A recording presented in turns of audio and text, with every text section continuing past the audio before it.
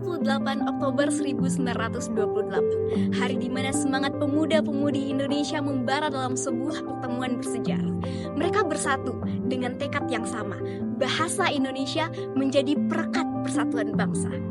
Sumpah Pemuda menjadi tonggak penting dalam pengukuhan identitas kita sebagai bangsa yang satu dengan bahasa yang satu pula, bahasa Indonesia.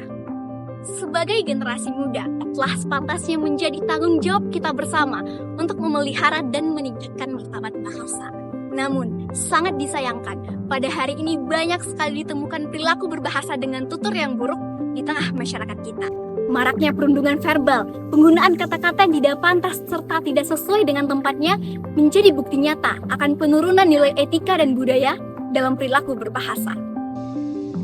Melihat hal tersebut, saya menginisiasi sebuah permainan kebahasaan, Katupek, kartu, kato, dan ampek.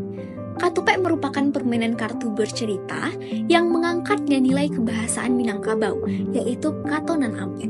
Dalam permainan ini, setiap pemain ditantang untuk menjawab pertanyaan dengan mengimplementasikan nilai-nilai dari 4 kato, yaitu kato mandata, kato manurun, kato mandaki, dan kato malereng. Pengenalan kembali nilai kato dan ampek sebagai aturan bercakap sehari-hari diharapkan dapat menjadi solusi untuk meningkatkan perilaku berbahasa yang sopan, santun, dan berbudaya. Bak petatah Minang, nan Kurya ialah kundi, nan merah ialah sago, nan baya ialah budi, nan indah ialah bahaso.